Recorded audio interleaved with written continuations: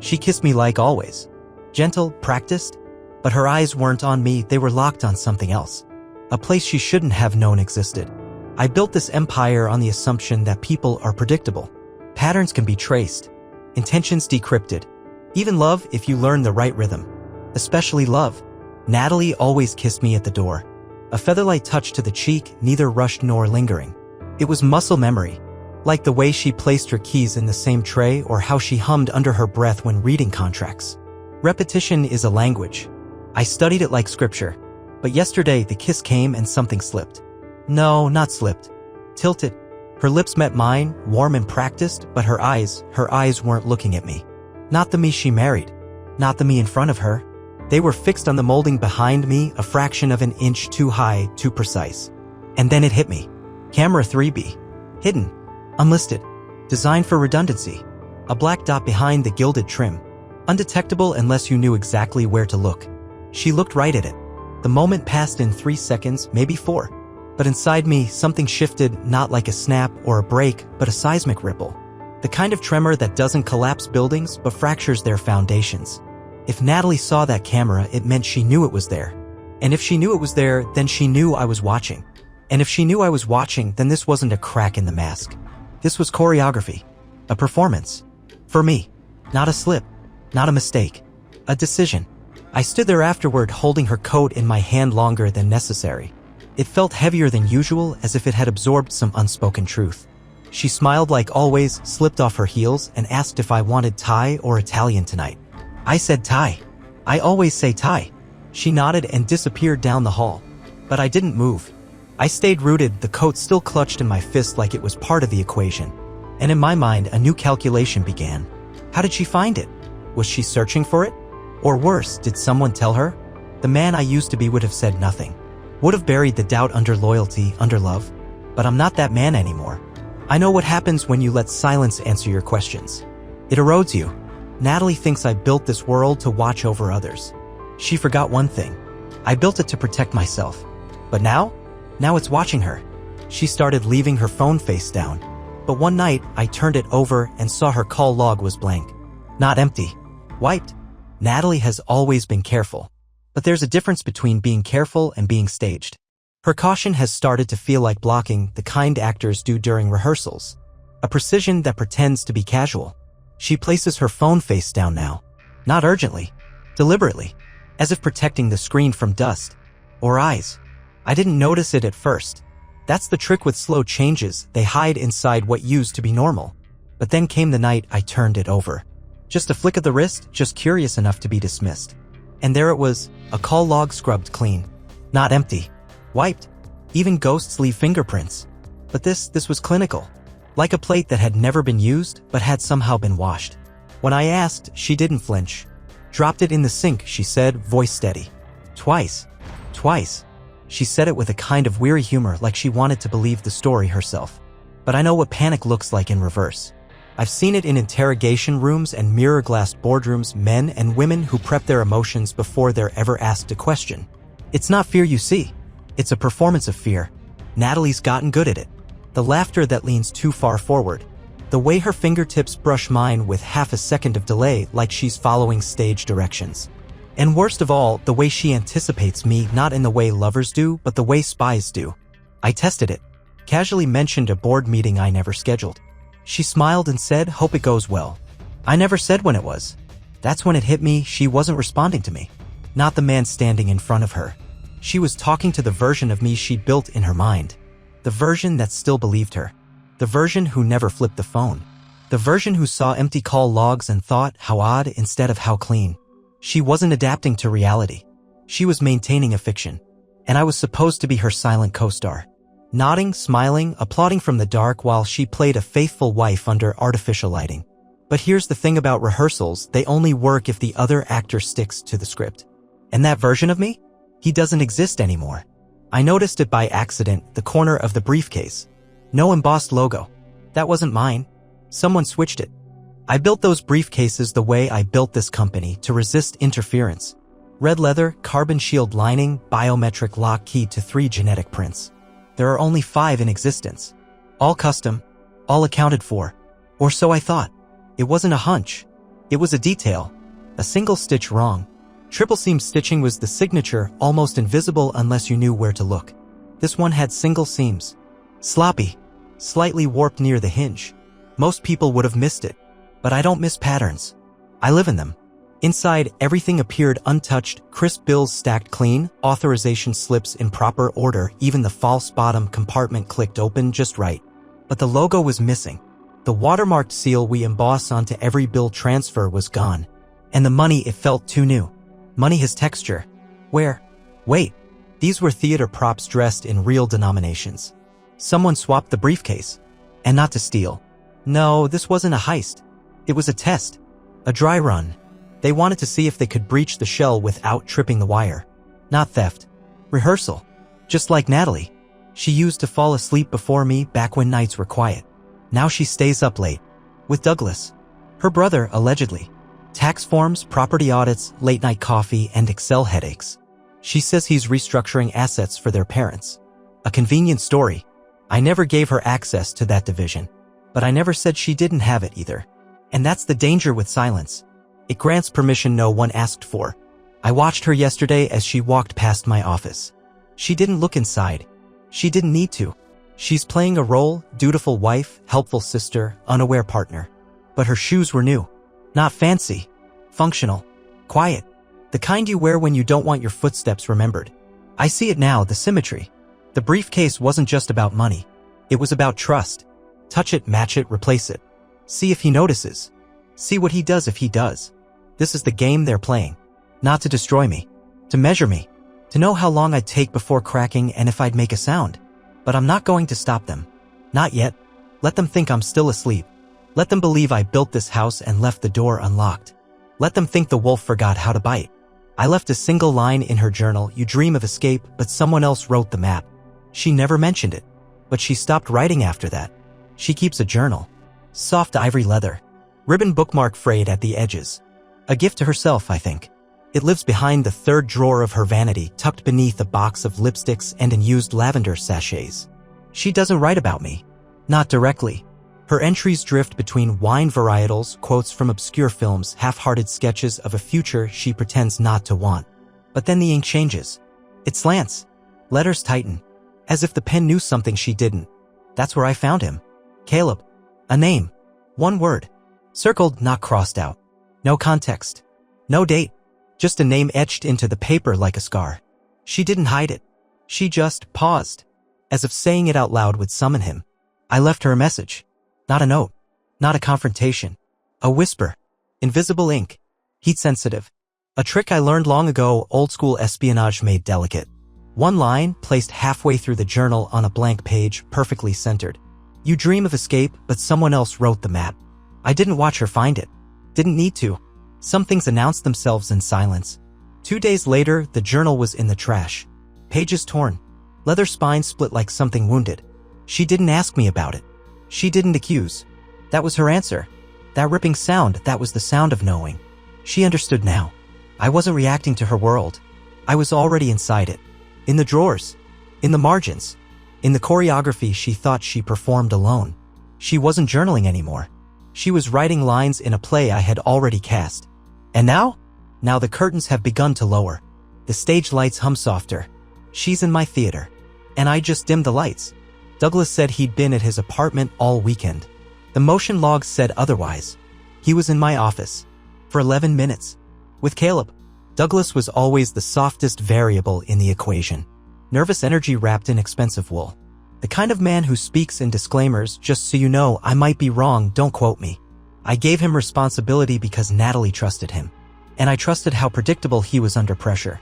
So when I asked where he was Friday night, he didn't hesitate. At home. Alone. Said it like he was ordering takeout. Relaxed. Measured. Too clean. But machines don't lie. Not when I've built the language they speak. Motion logs showed his ID badge swiping into the building at 11:42 p.m. Office level. My floor. 3 minutes later, 11:45, another badge logs in, Caleb. 2 men. 11 minutes. No files accessed. No financial movement. Just time. Enough to talk. Enough to trade. Enough to fold their betrayal into a quiet little envelope and seal it with silence. I checked the camera feeds. Floor 27. Hallway D. The files weren't deleted. They were looped. The same 10-second corridor loop. Perfectly spliced. I know that kind of forgery. It wasn't amateur, which means they had help. Not just a tech. An insider. Someone who could buy them a Windows 11 clean, untraceable minutes inside the most guarded room in the building. That same morning, Natalie kissed me before I left for work. It was softer than usual. Slower. The kind of kiss that used to mean something. And maybe it still did. But not for me. I smelled it immediately, not just perfume. Something heavier. A synthetic sweetness clinging to her collar. Not hers. Natalie wears fragrance like punctuation, light, deliberate. This was desperate. Sharp. Lingering like guilt under fingernails. It was borrowed. I know that now. Not from a store. From someone else's car. Someone else's mirror. Someone else's life she's begun to live part-time. I didn't flinch. Didn't accuse. That's the beauty of first lies. They come dressed as nothing. But they always mark the start of something else. A signal. That morning I made my first move. I filed the looped footage under a private archive. I coded a silent alarm into the system, one that wouldn't stop the next breach but would watch it happen. The trap isn't built to spring. Not yet. It's built to observe. Because once the first lie lands, every truth that follows is part of the game. And the game? It's finally in motion. I watched them together, not in person, but through a lens the size of a pin. Caleb touched her wrist. She didn't pull away. She smiled. I didn't need sound. I've learned to read silence like Braille. Their bodies spoke loud enough. She sat across from him in the lounge beside the north elevator. The room no one used, not for meetings, not for rest. Just space. Empty and forgettable. Perfect for shadows. The feed was grainy, but clear enough to see her eyes lift toward him, not cautious, not guilty. Just present. He touched her wrist. Not lingering. Just contact. Skin to skin. And she didn't pull away. She smiled. And in that moment I felt the world tilt. Not because she touched him, but because I recognized the woman she became in that smile. Not the careful wife. Not the polished strategist. But Natalie, the girl who once laughed over ramen at 2 a.m. barefoot in a penthouse kitchen. The one who hummed in minor keys when she thought no one listened. I hadn't seen her in years. And now she returned, not for me. For him. It wasn't Caleb who broke me. It was the joy. Because joy means she's already gone. Not physically. That will come later. But emotionally? She stepped off the edge. She just hasn't hit the ground yet. I stared at that feed longer than I should have. The clock on my desk ticked from morning to evening. I didn't notice. Didn't eat. Didn't move. She wore the scarf I gave her last winter. Dark green. Cashmere. Still carried a hint of sandalwood. But I didn't give it to her for warmth. It has a mic sewn into the hem. Wired into a dummy tag stitched to the underside. A surveillance gift wrapped in sentiment. And now I wonder. Did she know? Was that moment, the touch, the smile, the angle of her gaze, meant for me? Was she feeding me the scene? Letting me watch her choose someone else? A spiral doesn't feel like chaos from the inside. It feels like gravity. A pull towards something tighter. More certain. More final. It feels like control. Until the loop snaps. And when it does, you don't fall. You disappear. I invited them all to dinner. Natalie. Douglas. Caleb. I set the table myself. 4 plates. 3 knives. They thought I didn't know. That I was still somewhere behind them, pacing circles in the dark, waiting for answers they'd already buried. But I wasn't chasing them. I was leading them. So I set the table myself. Every piece placed with precision. 4 plates. 3 knives. A puzzle they wouldn't notice until it was too late to matter. Natalie arrived first. Hairpinned, perfume soft, her smile composed but too still. She didn't ask why the candles were unlit. Douglas followed. Tie slightly askew, forehead already damp. He avoided my eyes the way guilty men avoid open doors. Caleb walked in last. He shook my hand like a man who's never been cornered. I admired the confidence. It wouldn't last. The room was warm. Classical music played softly in the background, something wistful, unassuming. I wanted stillness. I wanted them to feel safe. Because fear doesn't bloom in chaos. It blooms in peace. 3 of them sat. 3 glasses of wine. Natalie glanced at the 4th seat, then the untouched glass. She said nothing. Instead, she raised hers. To new beginnings. I smiled. To endings, too. Douglas's hand twitched. Subtle. He reached for a fork, the one on the left. I'd moved it there on purpose. A test. And he failed it. Because panic doesn't always scream. Sometimes it shifts the cutlery. I didn't accuse them. Didn't ask questions. Questions imply doubt. I simply turned to Caleb and slid the briefcase across the table. The real one. Red leather. Triple-stitched. His eyes flicked wide, not with greed, but confusion. The weight told him the truth. So did the biometric lock. $15 million. Untouched. Unmarked. I folded my hands and said, let's see what you do with it. Because this wasn't about betrayal anymore.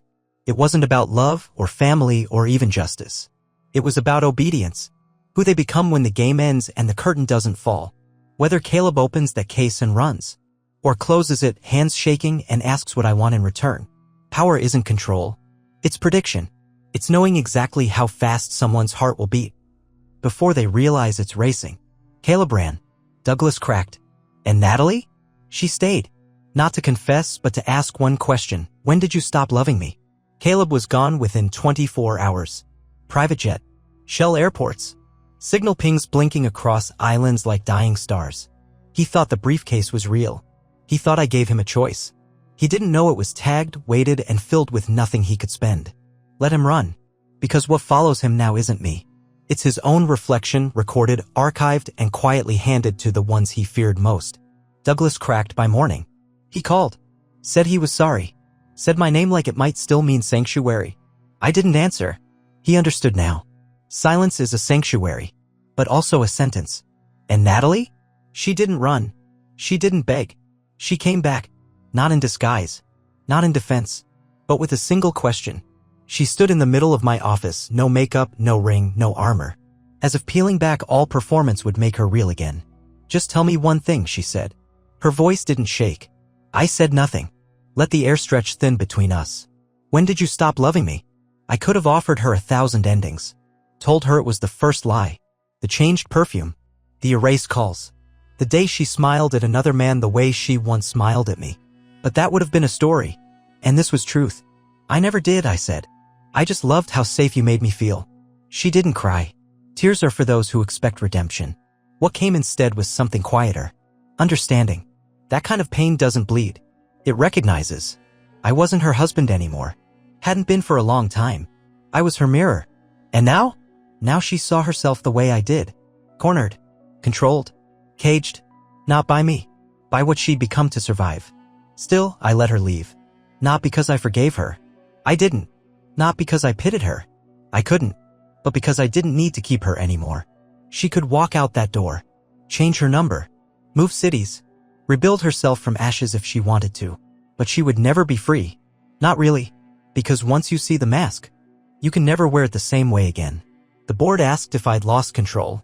I told them I'd never felt more precise. Every traitor left exactly where I wanted them, scattered, loyal, or broken. They expected collapse. Public scandal. Asset freeze.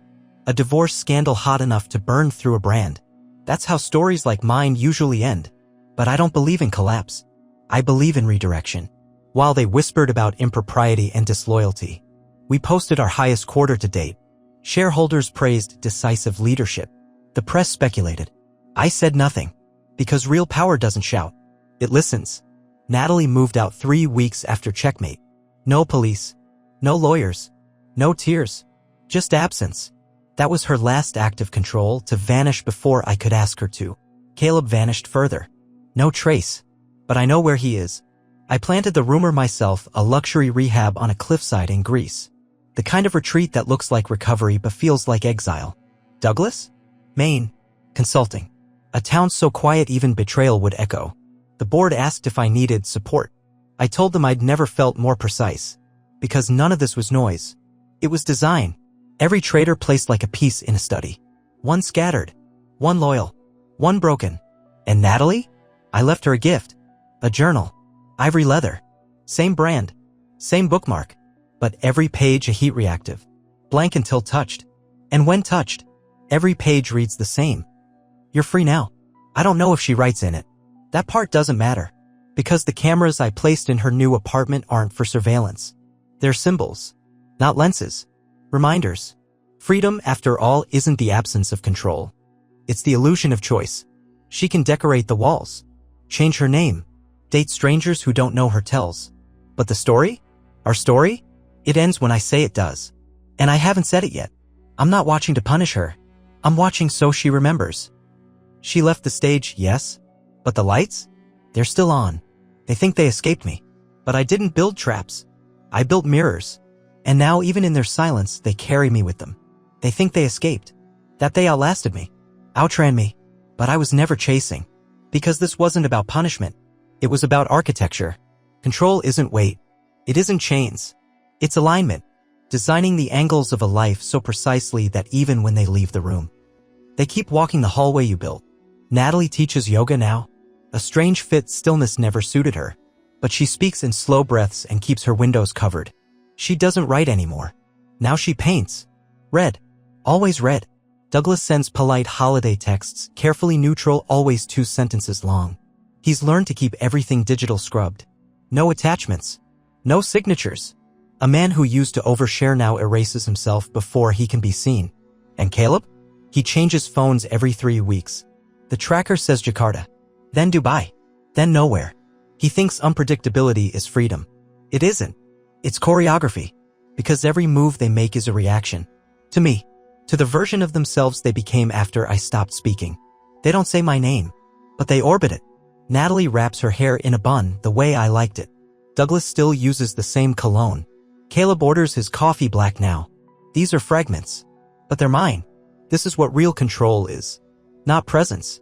Imprint. I didn't ruin them. I didn't even chase them. I redesigned them. Bent the story not to punish, but to rewrite. They can call me what they like, tyrant, ghost, mistake. It doesn't matter. Because I'm not the villain in their story.